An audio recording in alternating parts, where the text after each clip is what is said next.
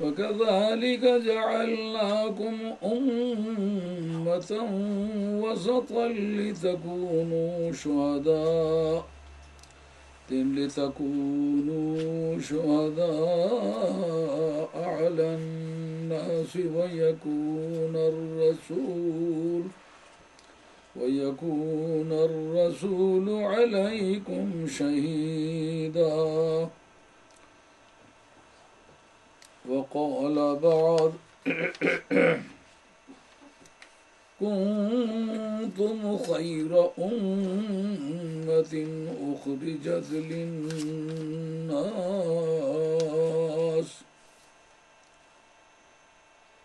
وقال بعض ومن يشاقق الرسول من بعد ما تبين له الهدى ويتبع غير سبيل المؤمنين نوله ما تولى ونصله جهنم وساءت مصيرا. صدق الله مولانا العظيم وبلغنا رسوله النبي الكريم ونحن على ذلك من الشاهدين والشاکرین والحمد للہ رب العالمین۔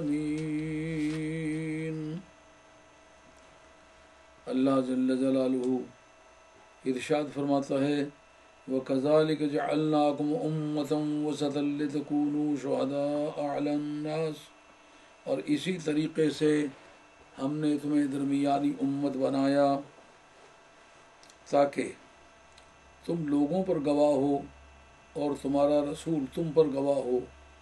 وَمَا جَعَلْنَا الْقِبْلَةَ الَّتِي كُنْتَ عَلَيْهَا، اور ہم نے اس قبلے کو قبلہ قرار نہیں دیا مگر اس لیے اس کو قبلہ قرار دیا ہے کہ یہ امر واضح ہو جائے کہ کون رسول کی پیروی کرتا ہے اور کون اپنی من مانی کرتا ہے، الٹے پاؤں پھرنا، اپنی من مانی کرنا۔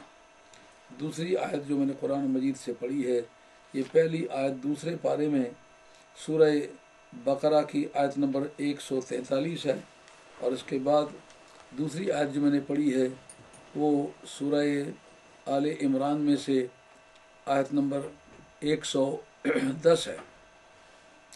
اس کے اندر پروردگار عالم نے یہ بات ارشاد فرمائی ہے کہ کنتم خیر امۃ اخرجت للناس، تم ایک درمیانی امت ہو، تمہیں لوگوں کے لیے نکالا گیا ہے،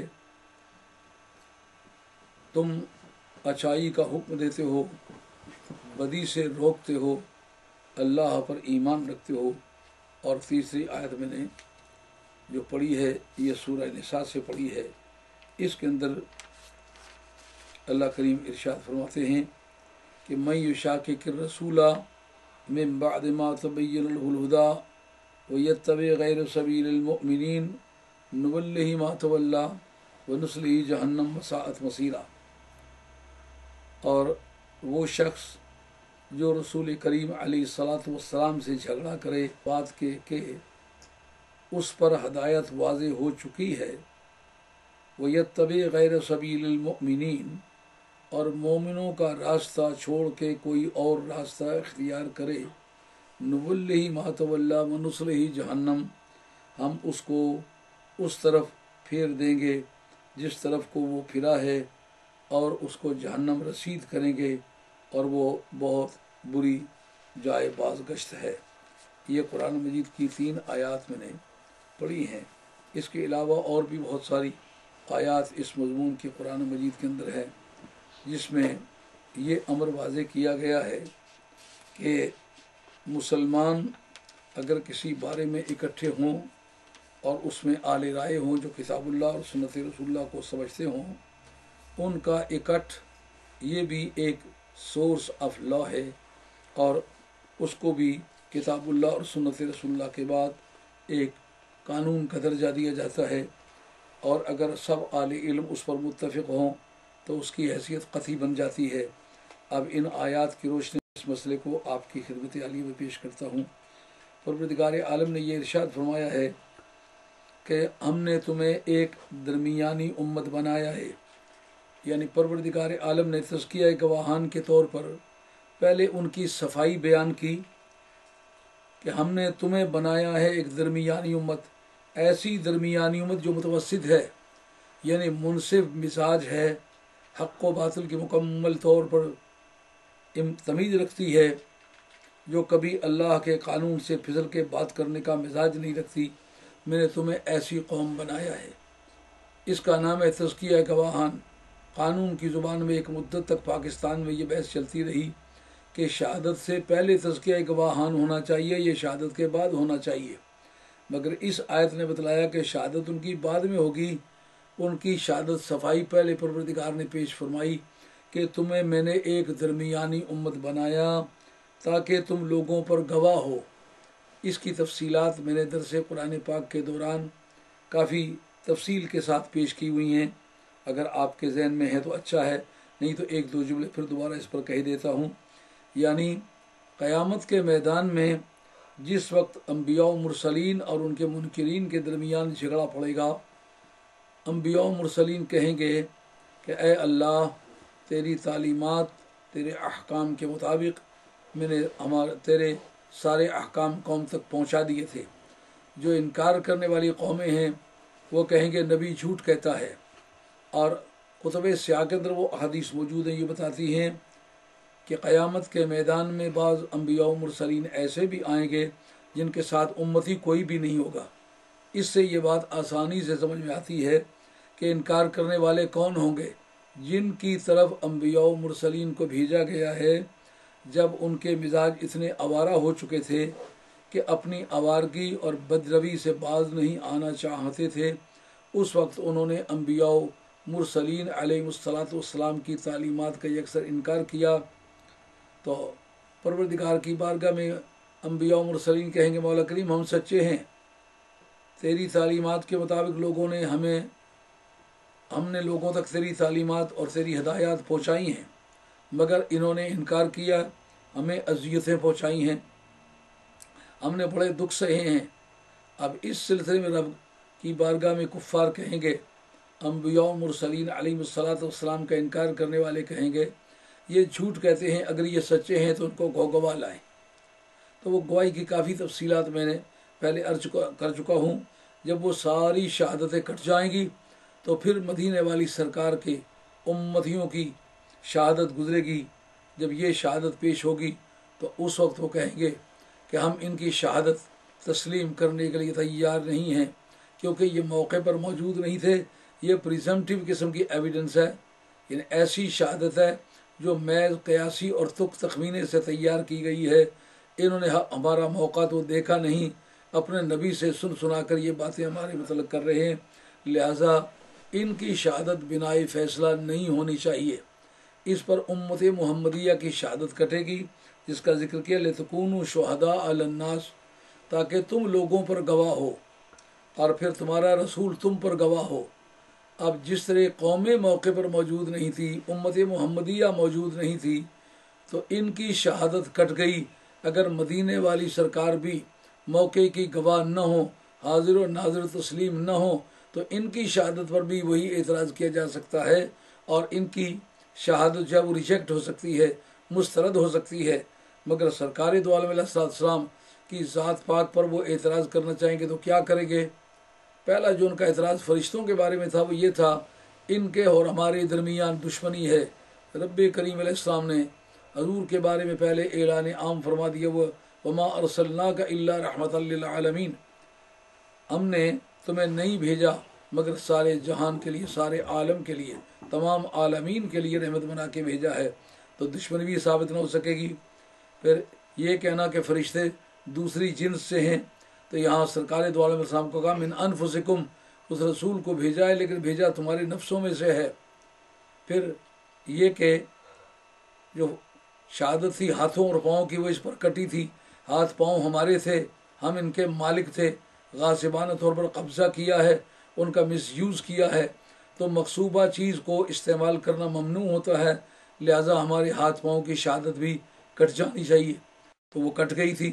اب سرکار پر وہ جتنے بھی الزامات دینا چاہتے کوئی ثابت نہیں ہوتا۔ اس لیے قیامت کے میدان میں سرکار کی شہادت بنائے فیصلہ بنے گی۔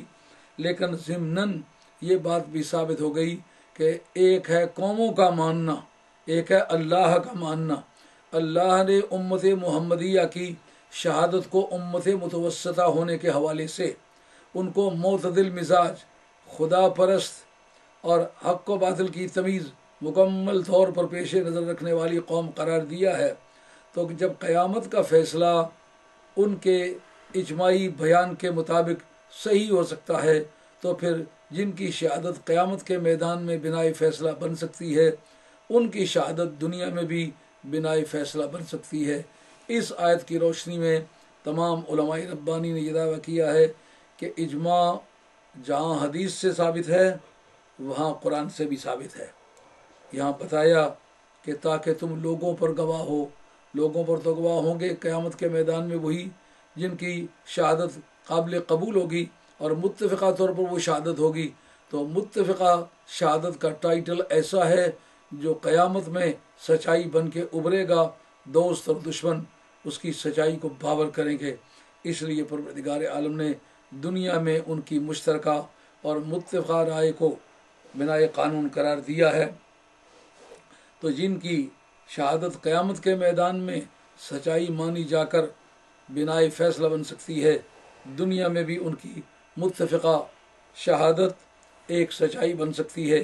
اس لیے اسلام کے اندر پہلا سورس آف لا ہے قرآن مجید، دوسرا مصدر قانون ہے سنت متواترہ، وہ سنت جس پر تواتر منعقد ہے۔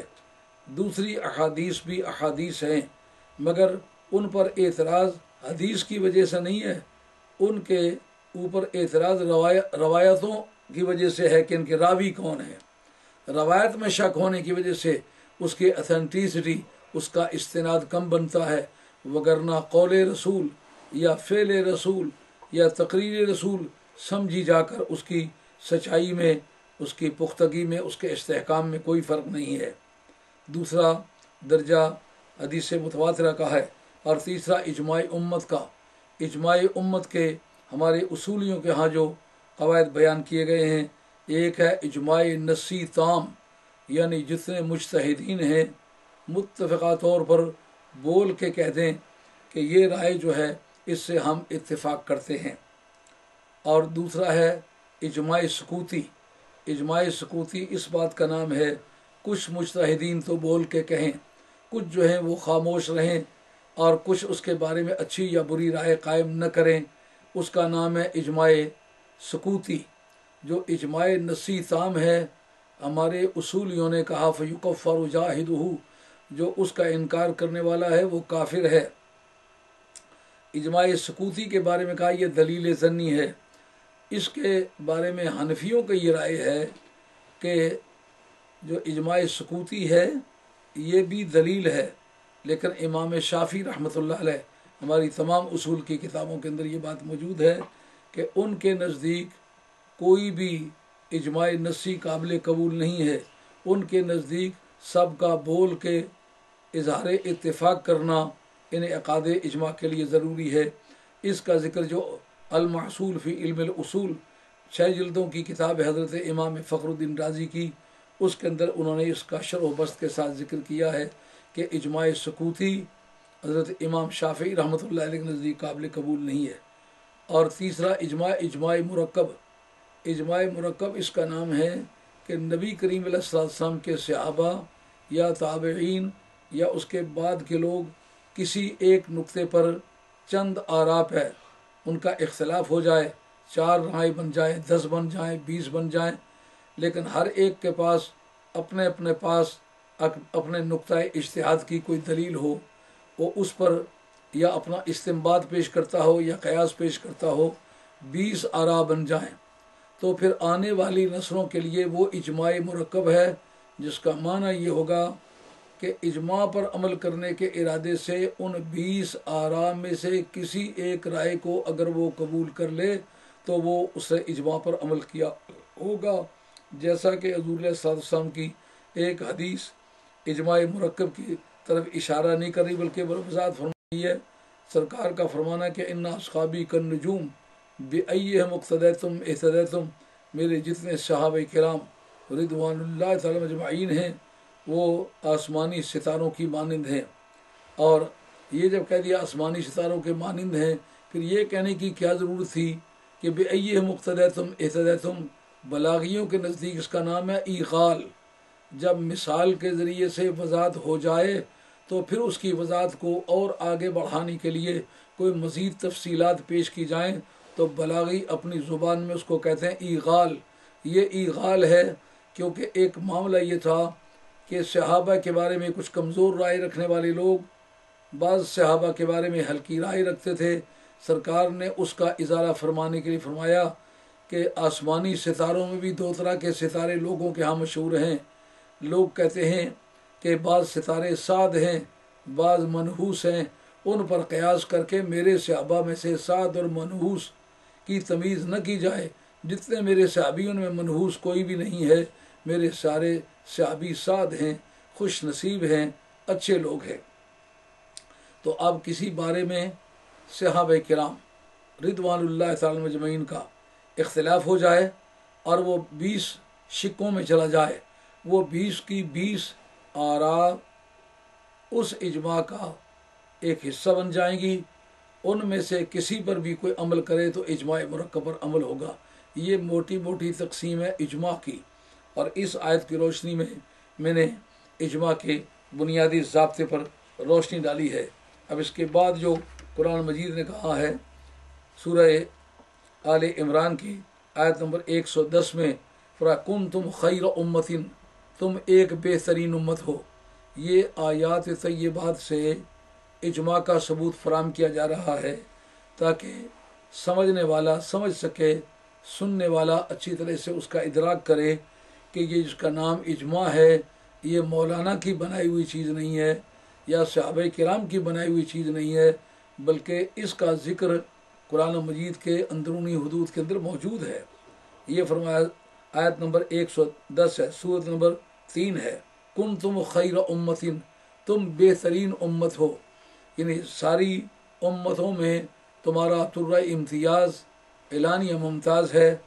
तो जिसके नाम अमाल में बदियाँ पाई जाएँ, उनके इजमाई ज़िंदगी में, उनकी कलेक्टिव लाइफ में एक ऐसे हालात पाए जाएं जो सच्चाई पर मबनी न हो, तो उसको बेहतरीन कहना सही नहीं होगा। एक ये है कि तुम बेहतरीन उम्मत हो, दूसरा ये कि तुम्हें लोगों के लिए निकाला गया है, यानी तुम मर्ज़ वजूद में लाए गए हो। तुम्हारे मर्ज़ वजूद में लाने का एक सबब मा खलक़तुल जिन्न वल इंसा इल्ला लियअबुदून, हमने तुम्हें इसलिए पैदा किया है ताकि तुम अल्लाह रब्बुल इज़्ज़त की इबादत करके अल्लाह की रहमत का इस्तिफ़ादा करो। मन न करदम खल्क ता सूदे कुनम बल्कि ता बरबंदगा जूदे कुनम। नावियों के नज़दीक एक अलिफ लाम समझा जाता है इंतिफा का, ये अलिफ है, मैंने तुम्हें नफ़ा हासिल करने के लिए कि तुम नफ़ा हासिल करो, मेरी इबादत करो और ज़्यादा से ज़्यादा अजर हासिल करो, इसके लिए पैदा किया है। और ये मेरी कोई गर्ज नहीं है। इल्म अक़ीदा के मुसल्लमात में से है कि अल्लाह सुब्हानहू व तआला के जितने अमूर हैं उनमें कोई मुअल्लल बिल अग़राज़ नहीं, यानी खुदा की कोई हाजत या कोई गर्ज नहीं है।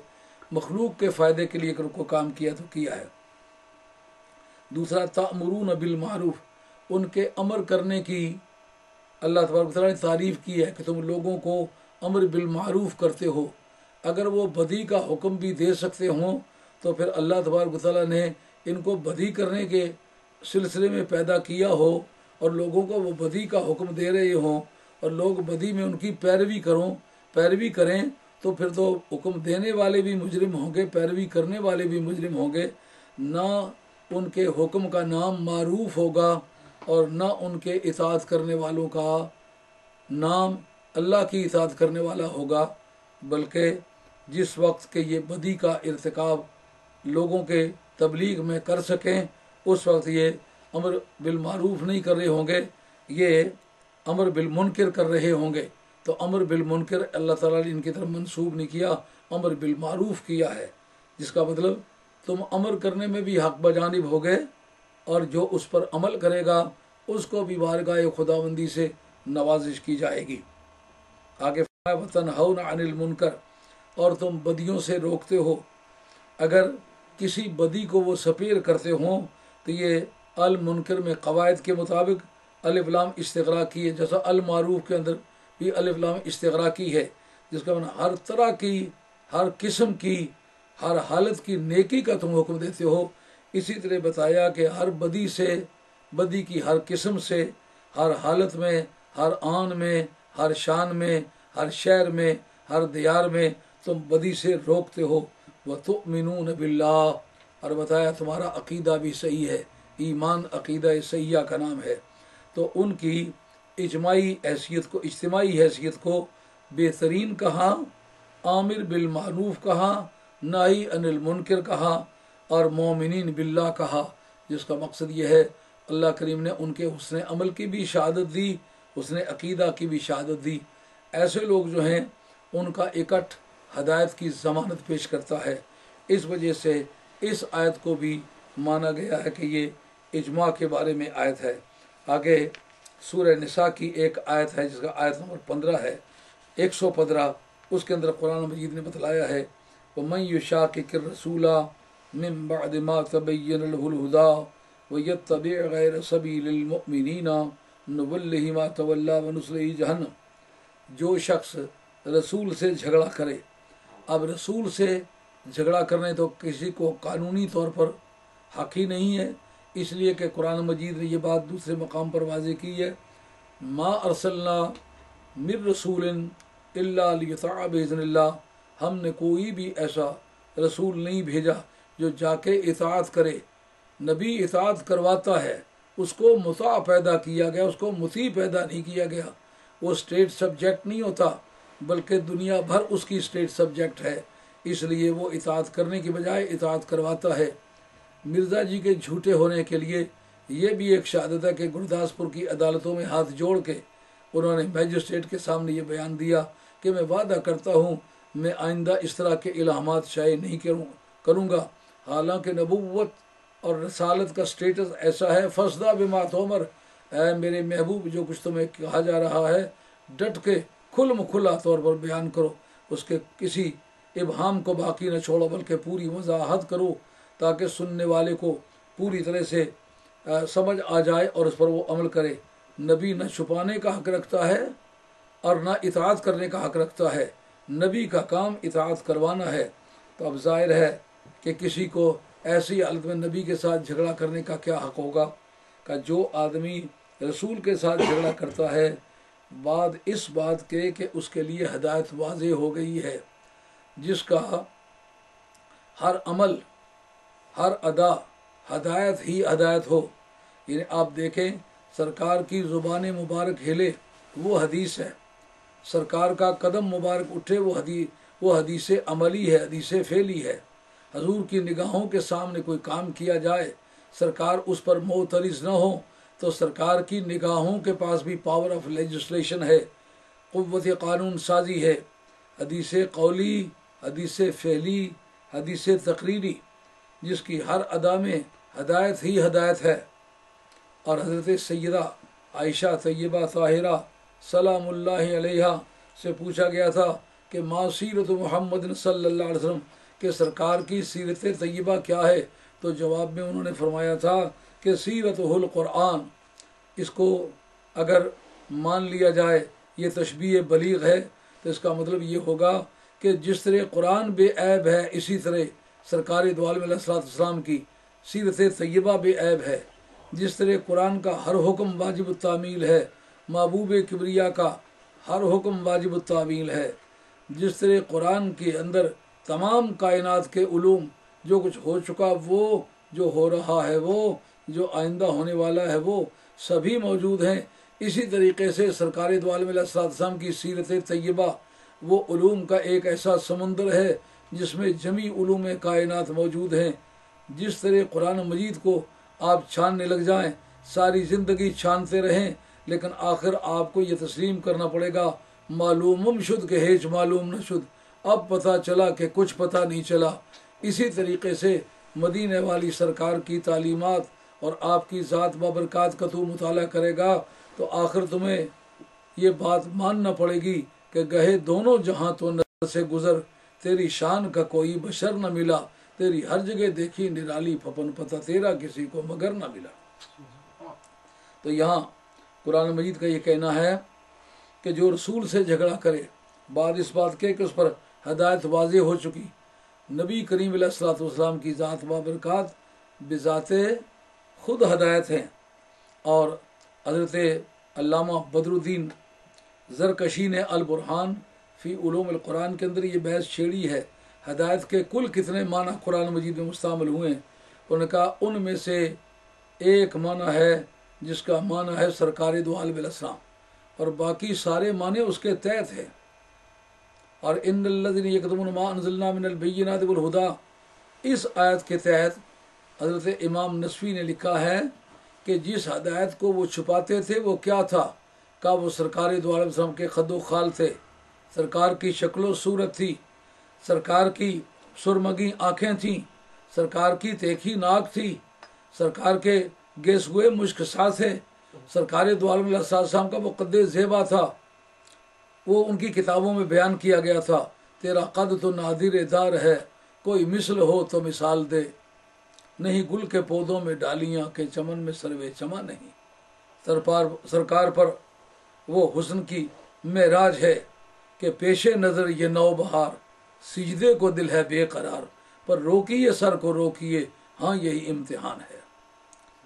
तो इस जगह उन्होंने अल्लामा बदरुद्दीन ज़रकशी ने बताया कि यहाँ जो मिन बाद मा तबय्यन लहुल हुदा जो बयान किया गया है, इससे मुराद हजूर अलैहिस्सलाम की अपनी ज़ात है। इन्नल्लज़ीना यक्तुमूना मा अंज़लना मिनल बय्यिनाति वल हुदा, यहाँ हुदा से मुराद हजूर अलैहिस्सलाम की ज़ात व बरकात है।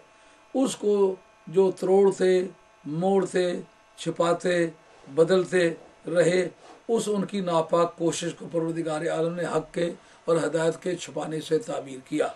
इसका मतलब ये है, यहाँ कुरान ने बतलाया जब हदायत उस पर वाज़ेह हो गई, यानी हजूर अलैहिस्सलातु वस्सलाम का नबी और रसूल होना उसके सामने बेगुबार हो गया, अब उसके साथ रसूल मान के सलूक करना चाहिए था, झगड़ा करने का उसे कोई हक़ नहीं था। वह यत्तबि गैर सबीलिल मोमिनीन, और मोमिनों का रास्ता छोड़ के किसी दूसरे रास्ते को इख्तियार करे। यहाँ जो हमारे नाव के उलमा का कहना है, ये वाओ आतिफा है, अलवाओ लिल जमे, वाओ एक हुक्म में जमा करने के लिए आती है। जब काम दो हों, उनको एक स्टेटस में एक हुक्म में इकट्ठा करना हो तो वाओ लाई जाया करती है। आगे परवरदिगार आलम ने सज़ा बयान की है किस चीज़ की, रसूल के साथ झगड़ा करने की। हदायत के वाज़ेह हो चुकने के बाद वो क्या सज़ा थी, जिधर को मोड़ा है हम उधर ही को मोड़ देंगे और जहन्नम रसीद कर देंगे, ये सज़ा बयान की।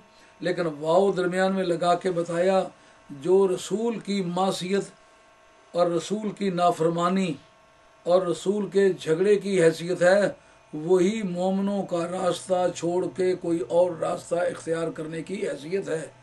जिस तरह कोई रसूल के साथ झगड़ा करने का हक़ नहीं रखता, इस तरह मुसलमानों की इज्तिमाई हैसियत के साथ भी कोई झगड़ा करने का हक़ नहीं रखता। ये आयत भी इजमा को डील करती है, बताती है मुसलमान जब इकट्ठे हो जाएं तो उनका इकट्ठ कायनात का इनकलाब है। एक बात बड़ी दिलचस्प कही है अबू मोहम्मद अब्दुल हक ने, उसामी जो उसामी की शरह है नामी, उसके अंदर उसामी की शरह नामी लिखी अबू मोहम्मद अब्दुल हक ने। हालांकि वो दूसरे अकीदे के आदमी, लेकिन बड़ी दिलचस्प बात लिख गए।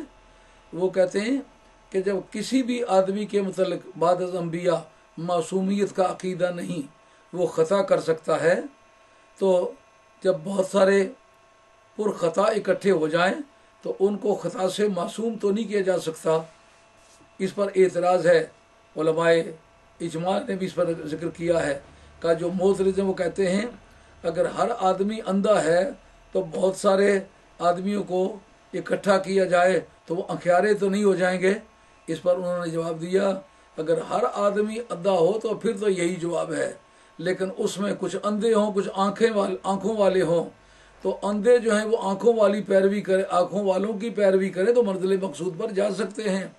इस जगह अल्लामा अबू मोहम्मद अब्दुल हक साहब तफसीर हक़ानी ने लिखा है कि बावजूद इस बात के آدمی گنہگار ہے، ہر آدمی سے خطا ہو سکتی ہے، لیکن خطا کار بھی اگر اکٹھے ہو جائیں تو خطا کاروں کا اکٹھ بھی معصومیت بن جاتا ہے۔ یہ اتفاق کی دولت ہے۔ مسلمانوں، سارے ملک میں، ساری دنیا میں بسنے والے مسلمانوں، جتنے بھی حضرات اس وقت میرا ٹی وی ملاحظہ فرما رہے ہیں، سب سے دوستانہ درخواست ہے کہ مسلمانوں اپنی سبھوں میں ترتیب لاؤ، آپس میں اتفاق اور محبت پیدا کرو۔ گنہگار بھی اکٹھے ہو جائیں تو گنہگاروں کا اکٹھ معصومیت اور بے گناہی بن جاتا ہے۔ تو قرآن مجید نے یہ بتایا، جس طرح رسول کی تعلیمات اور رسول کی بیان کردہ ہدایت کے خلاف چلنا یہ جہنم میں جانے کو مستلزم ہے، یعنی اس بات کو لازم گردانتا ہے کہ وہ جہنم میں جائے، اسی طرح مومنوں کی اجماعی اور متفقہ رائے اور فیصلے کے خلاف کرنا یہ بھی جہنم میں جانے کا ذریعہ ہے۔ جس طرح رسول کی مخالفت کو جہنم میں جانے کا ذریعہ قرار دیا، واؤ بیچ میں لگا کے دونوں کا ایک سٹیٹس کر دیا، جس طرح وہ جہنم میں لے جانے والی بات ہے، اسی طرح مومنوں کی اجماعی رائے کے خلاف، ان کے اجماعی عمل کے خلاف عمل کرنا یا چلنا یہ بھی جہنم میں جانے کا ذریعہ ہے۔ اسی طریقے سے قرآن مجید نے یہ بات بھی کہی، وَاتَّبِعْ سَبِيلَ مَنْ أَنَابَ إِلَيَّ، کہ تم اس کی پیروی کرو جو میری بارگاہ کی طرف جھکا ہوا ہے۔ یعنی یہ بتانا مراد ہے کہ صرف صحابہ ہی کا اجماع نہیں ہے، بلکہ قیامت تک جتنے بھی میرے محبوب کے کلمہ گو ہیں ان کا اجماع ہوگا، لیکن اجماع کی بنیاد کس پر ہوگی؟ اتباع رسول پر۔ اس کی پیروی کرو کہ جو ہماری بارگاہ میں جھکا ہوا ہے، جو ہماری بارگاہ میں جھکا ہوا نہیں ہے وہ اجماع کا ممبر ہی نہیں ہے۔ اسی لیے ہمارے علماء کرام نے اس پر گفتگو کی ہے کہ اجماع کا اہل کون ہوتا ہے؟ اجماع کا اہل وہ ہوتا ہے جس کا عقیدہ صحیح ہو، جس کا عمل صحیح ہو، جس کا علم صحیح ہو اور علم سے اس کے عمل کی مطابقت ہو۔ وہ علوم جو قرآن اور حدیث پر استعمال کیے جا کر ان سے قانون کا استنباط کیا جاتا ہے، قانون دریافت کیا جاتا ہے، احکام نکالے جاتے ہیں۔ اگر ان علوم پر اس کو پوری دسترس ہے اور وہ ان علوم کو قرآن اور حدیث کے متن پر استعمال کر کے اس سے حلال اور حرام کے احکام نکال سکتا ہے، عقیدہ صحیحہ اور عقیدہ فاسدہ کے احکام نکال سکتا ہے، کوئی نئی بات پیش آ جائے تو قرآن مجید اور حدیث رسول پاک صلی اللہ تعالیٰ علیہ وآلہ وسلم کے متن پر وہ علوم استعمال کر کے قوم کو رہنمائی فراہم کر سکتا ہے، ایسا شخص مجتہد ہے۔ اگر وہ اپنے علم پر عمل نہ کرے تو اس پر کافی اختلاف ہے۔ امام غزالی کہتے ہیں اگر ایک آدمی فاسق و فاجر بھی ہو لیکن مجتہد ہو اور جس معاملے میں وہ اجتہاد کر رہا ہے اس معاملے میں وہ فسق و فجور کا ارتکاب نہ کرے تو اس کی رائے بھی معتبر ہے، اگر وہ شامل نہ ہو تو بھی اجماع منعقد نہیں ہوگا۔ یہ امام غزالی رحمۃ اللہ تعالی علیہ کی کتاب جو آپ نے لکھی المستصفیٰ، اس کا جلد نمبر اول ہے، صفحہ نمبر 184 اور 85 ہے۔ اس کے اندر لکھا ہے کہ اگر کوئی فقیہ نہیں بلکہ مجتہد، فقیہ وہ ہوتا ہے جس کو فقہی جزیات کا علم ہو، جس سے پوچھا جائے یہ بات پیش آ گئی ہے تو اہل فقہ نے جو کچھ اس کے بارے میں لکھا ہے وہ کتابیں نکال کے بتلا سکے، یہ فلاں فلاں کتاب میں یوں لکھا ہے، وہ فقیہ ہوتا ہے۔ لیکن مجتہد میں اور فقیہ میں کیا فرق ہے؟ مجتہد صرف جزیات کو جانتا ہے لیکن اس کے اسباب و علل کو نہیں جانتا، ان کی بیک گراؤنڈ کو نہیں جانتا، ان کے قواعد و ضوابط جن سے وہ باتیں نکالی گئی ہیں، وہ مسائل نکالے گئے ہیں، ان قواعد و ضوابط سے اس کی آشنائی نہیں ہوتی، اس لیے فقیہ فقیہ ہے اور مجتہد مجتہد ہے۔ تو امام غزالی فرماتے ہیں کہ اگر وہ آدمی اپنی بدعقیدگی کی طرف لوگوں کو دعوت نہیں دیتا تو اس مجتہد کا اجتہاد بھی نافذ العمل ہے، اس کے شامل ہوئے بغیر بھی اجماع منعقد نہیں ہو سکتا۔ تو یہ قرآن مجید کی اور بھی بہت ساری آیتیں ہیں جو اس امر کو واضح کرتی ہیں کہ اجماع قرآن سے بھی ثابت ہے اور حدیث سے بھی ثابت ہے۔ حدیث کے اندر جو عوامل ملتے ہیں، جیسے ترمذی کا حدیث ہے، لا تجتمع امتی علی الضلالہ، میری امت گمراہی پر کبھی اکٹھی نہیں ہوگی۔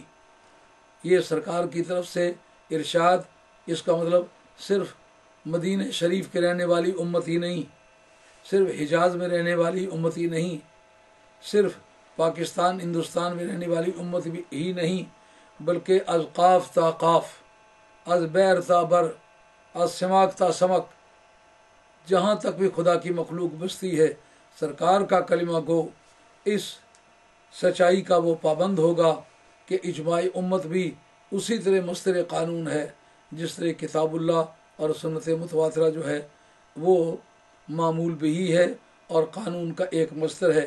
سرکار کا یہ فرمانا، اس پر تحفۃ الاحوذی میں یہ بات بتلائی گئی کہ لا تجتمع امتی علی الضلالہ، یہ حدیث ضعیف ہے۔ تو ضعیف ہونے کے باوجود یہ بنائے قانون کس طرح بنی ہے؟ کہتے ہیں کہ جو علم المصطلح ہے وہ یہ بتلاتا ہے کہ اس کی شواہد حدیثیں کافی ساری ہیں، یعنی ان کا مضمون بھی یہی ہے جو اس کا مضمون ہے۔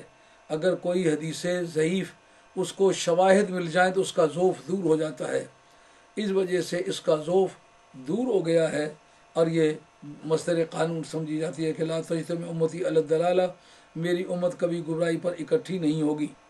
اور بخاری کے متن کے اندر بھی ہے، ابو داؤد شریف کے اندر بھی ہے یہ حدیث کہ لا تزال طائفۃ من امتی ظاہرین علی الحق لا تضرهم، ان کو میری امت جو ہے یہ ہمیشہ حق پر قائم رہے گی، ان کی ایک جماعت، لا تزال طائفۃ من امتی ظاہرین علی الحق، میری امت کی ایک جماعت ہمیشہ حق پر غالب رہے گی، حق پر ڈٹی رہے گی۔ اور ہوگا کیا کہ لا تضر من فاءہم، جو ان کو چھوڑے گا، جو ان سے ہٹ جائے گا، فاء یفو فوءن کہ معنی دور ہٹ جانا یا عداوت کرنا، من فاءہم لا یضرہم من فاءہم، جو ان سے عداوت کرے گا ان کا کچھ نہیں بگاڑ سکے گا۔ اس لیے اہل حق کو چاہیے ڈٹ کے رہیں اور اس بات کی گھبراہٹ نہ کریں کہ کون میرے مخالف ہے، حق کا ثابت ہونا یہ ضروری ہے۔ جس کو پتہ ہے میں حق پر ہوں اس کو ڈٹنا چاہیے، کیونکہ سرکار لا تزال طائفۃ من امتی، میری امت کی ایک جماعت جو ہے ظاہرین علی الحق، وہ ہمیشہ حق پر ڈٹی رہے گی، اور لا تضرہم من ناوہم من فاوہم، جو ان کو چھوڑ کر کے جائے گا وہ ان کا بگاڑے کا کچھ نہیں، جو ان سے عداوت رکھتا ہے ان سے عداوت رکھنے کی وجہ سے اس کا بگڑے کا کچھ نہیں۔ اس کا مطلب یہ ہے رب جس کا ساتھی ہوگا اس کا بگاڑے کو کیا۔ تو حضور علیہ السلام نے یہ بتایا کہ حق پر قائم رہنے کے لیے ایک جماعت کا ہونا ضروری ہے، اس لیے دنیا بکھر کے کہیں کی کہیں چلی جائے مگر ایک جماعت ایسی ہوگی جن کا عقیدہ بھی سچا ہوگا، عمل بھی سچا ہوگا، عمل کے سچے ہوں گے، عقیدے کے سچے ہوں گے، اور وہ ہر زمانے میں پائے جائیں گے۔ نبی کریم علیہ السلام کی امت کا اطلاق جس قوم پر آتا ہے ان میں ایسی جماعت کا پایا جانا ہر دور میں ضروری ہے۔ اس لیے دوستو اس جماعت کا تلاش کرنا ہر کلمہ گو کی ڈیوٹی ہے۔ اس کا فرض ہوگا کہ وہ یہ جانے کون آدمی حق پر ہے، جہاں تک اس کے خوراک کا تعلق ہے کہاں تک رزق حلال کھاتا ہے، جہاں تک اس کی بات کا سوال ہے کہاں تک سچی بات کرتا ہے۔ کیا کسی قوم یا جماعت سے پیسے لے کر 4 دن پہلے عیدیں کرتا ہے؟ کیا کسی قوم اور جماعت سے پیسے لے کر اپنے عقیدے کو بدلتا ہے؟ جن کو کل تک گالیاں دیتے تھے آج پیسے لے کے ان کے قصیدے پڑھ رہے ہیں، تو یہ جانا تو جا سکتا ہے جب یہ اپنے اکابر سے لے کر آج تک ان کو گالیاں دیتے چلے آئے، آج ان کی تعریف کیوں کر رہے ہیں؟ اگر یہ حق والے ہیں تو ان کو وہی عقیدہ رکھنا چاہیے تھا جو ان کے باپ دادے کا تھا۔ اللہ کا فضل ہے، اللہ نے جس خاندان میں پیدا کیا ہے وہ سچوں کا خاندان ہے۔ حضرت غوث الثقلین رضی اللہ عنہ کی اولاد میں سے ہم لوگ، اور ہمارے خاندان کا کوئی آدمی کسی صحابی کا منکر نہیں ہے۔ یہ ہمارے خاندان کی خصوصیت ہے، روئے زمین پر जहाँ कहीं भी सरकार बगदाद की औलाद आबाद है, उनमें से किसी छोटे या बड़े सहाबी का मुनकर कोई शख्स नहीं है। और आले सुन्नत वल जमात है पूरी दुनिया में। क्यों? आले तरीक़त इनको अपना पेशवा मानते हैं। आले तरीक़त का अकीदा हमेशा सही रहा है। आले तरीक़त कभी बदअकीदा नहीं हुए। अगर बदअकीदगी को इख्तियार करें तो फिर वलायत नहीं मिलती। इल्म मिलता रहता है, इल्म सच्चों के पास भी होता है, झूठों के पास भी होता है, लेकिन जिसका नाम है वलायत वो सिर्फ सच्चों के पास होती है। बदअकीदा लोगों के पास वलायत नहीं हुआ करती। तो इस मुनासिबत से अल्हम्दुलिल्लाह साबित कदम है। जिस अकीदे की तालीम आज से 30 बरस, 40 बरस, 50 बरस पहले दी है, आज भी उसी अकीदे का दाई हूँ। जिनके मतलब मैं कहता था ये पैसे लेते हैं और अपने दीन को छुपाते हैं, दीन को बिगाड़ते हैं और आंखें ऊंध लेते हैं। जब अखबारों में आया कि वो पैसे लेते तो फिर लोगों ने मुझे सच्चा माना। नहीं तो लोग मुझसे झगड़ा करते थे, आप इल्ज़ाम देते हैं। मैंने कहा मैं इल्ज़ाम नहीं देता, ये सच्चाई है। फिर जिस वक्त अखबारों में आया, लोगों ने अमलन पैसे लिए, किसी ने शिया बन के लिए, किसी ने भाभी बन के लिए, उस वक्त लोगों पर वाज़ेह हुआ। अल्हम्दुलिल्लाह आज तक हमने किसी बदअकीदा के दस्तरखान पर कभी रोटी नहीं खाई, किसी बदअकीदा का कोई हदिया तोहफा नहीं कबूल किया, बदअकीदा के साथ कोई रिश्तेदारी नहीं रखी। जो आले सुन्नत का अकीदा अपने बाप दादे से मिला था उसको किताबों में परखा और तमाम दरस निज़ामिया मुकम्मल तौर पर खुदा के फजल से पढ़ाया। और मेरे शागिर्दों में दरस निज़ामिया पढ़ाने वाले असातिज़ा इस वक्त पूरी दुनिया में काम कर रहे हैं। तो अला वजिल बसीरत, इस वजह से नहीं कि तुक तखमीने से कि फ़लाँ ख़ानदान में पैदा हुए इसलिए हमारे अकीदा यही होना चाहिए, नहीं। हमने अला वजिल बसीरत किताबों के साथ उसकी मुताबिकत की तो हमारे बाप दादे का अकीदा उसूलन सही था।